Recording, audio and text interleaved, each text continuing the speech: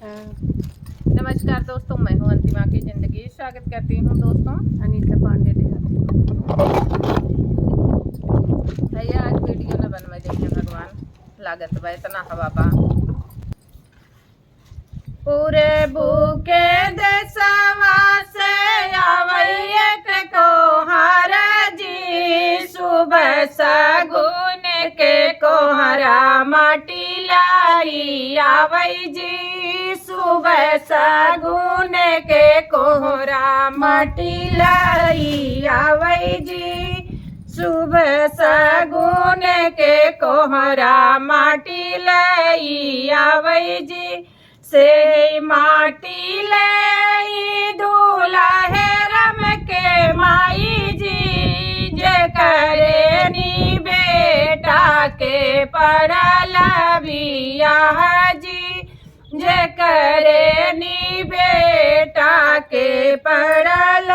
बियाह जी, से माटी लई दूल्हे रम के चाची जी,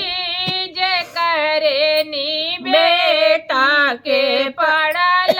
बियाह जी, जे करे नी बेटी के पड़ल बियाह जी, वही माटिया से माया चूल्हा बनावै जी, सही चूल्हा से जवै बियाह के भात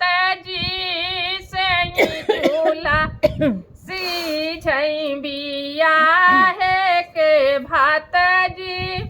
चूल्हा बनाई माई देवता मनवै जी, बढ़ै दूल्हा दुल्हा लाख बरिस जी, बढ़ै दुल्हिन दुल्हा लाख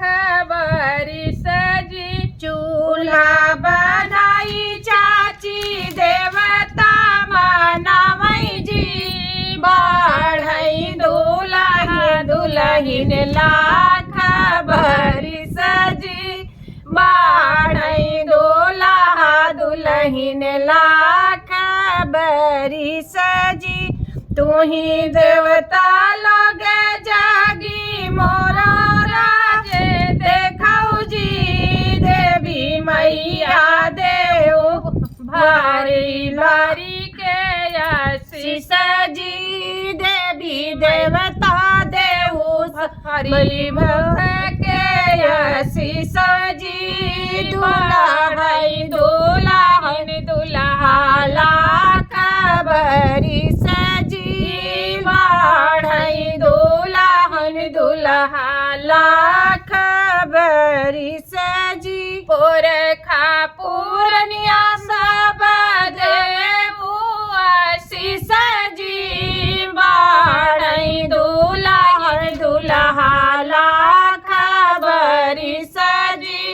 बढ़ै दुल्हन दुल्हा लाख बरिस जी। धन्यवाद दोस्तों, गीत कैसे लगा कमेंट बताना, भरपूर सपोर्ट करना, प्यार आशीर्वाद दुलार भर भर के दे जाए।